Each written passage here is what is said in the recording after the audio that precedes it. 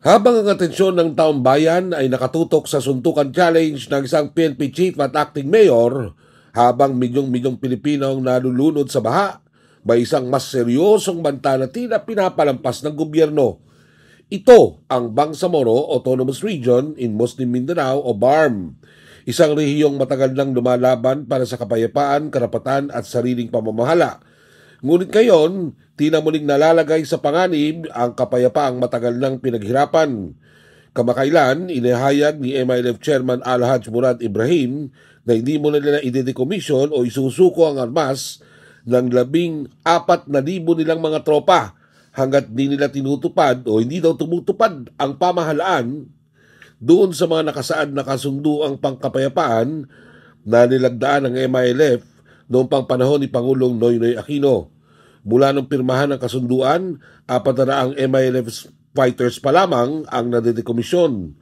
Malayo ito sa libo-libong ipinangako. At ngayong papalapit na ang halalan sa BARM, ngayong Oktubre, lalong tumitindi ang tensyon. At ano nga ba ang kalagayan sa Marawi?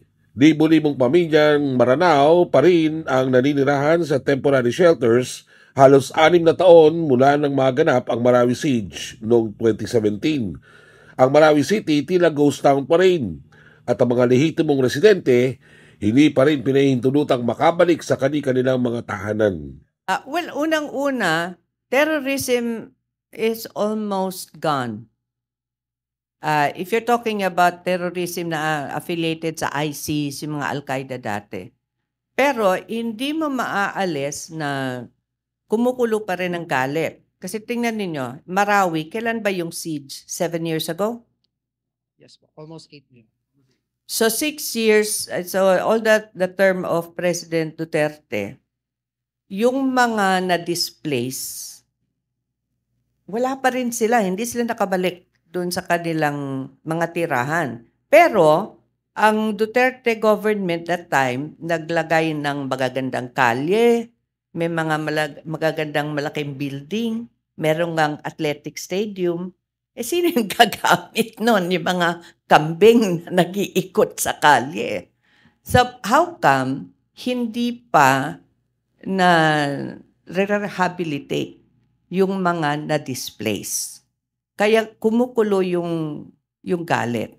At tayo, kailangang tingnan natin what we can do to prevent that anger from escalating and becoming another affiliate of extremist movements.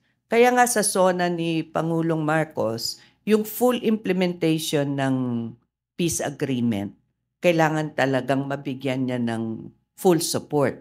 And apart from that, some of the ideas na na-discuss dito, gaya nung sinasabi ni George, yung helping create employment or entrepreneurship, sa Muslim Mindanao, kailangan mong gawin yun. Dahil unang-una, we're still in the poorest of the poor category. Pero kahit na ganon, nag-increase yung, nag-improve slightly ang poverty level sa Muslim Mindanao. And that was because merong infusion ng investments from government. Kailangan ma-manage yun at matulungan ng national government, yung nandoon sa Bangsamoro Regional Government, to allow them to know how to manage. Kasi remember, yung MILF, mga rebelde yan, right? Hindi sila bureaucrats. So you need the support, you need the partnership with the national government to improve economic development. And let me tell you why that is important for the country. BARM still has the biggest area for agriculture. Imagine how much income can be generated for the whole economy if that became productive. BARM has the richest access, natural resources. We export seaweeds. Doon nang gagaling ang tuna. Imagine kung magkaroon ng investment in processing for all of that. Ang talagang makikinabang dyan, hindi lang BARM, but the whole country. So improve the economy, improve the security of the communities, and that is a natural deterrent to any attempts to again bring extremism or terrorism to our country. Patuloy ang pagdurusa.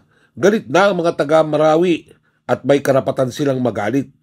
Kung seryoso ang administrasyong BBM sa kapayapaan sa Mindanao, kailangan nilang kumilos ngayon. Igalang ang kasunduang pangkapayapaan sa MILF. Tiyak na isasaayos ang Marawi, bigyan ng suporta mga dating mandirigma at palakasin ang institusyon ng BARM.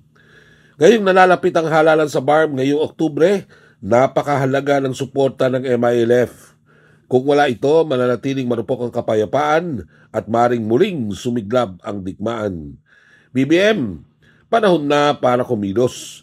Hindi maaaring manahimik habang muling nabubuhay ang banta ng digmaan. Ang Mindanao ay karugtong ng Pilipinas. Ang kapayapaan nila ay kapayapaan nating lahat. Anong opinyon mo sa mabagal na pagtupad ng gobyerno sa Peace Pact sa MILF? Komento na sa ibaba. Huwag kalimutang i-like, share at subscribe para sa mas marami pang makatotohanang usapin.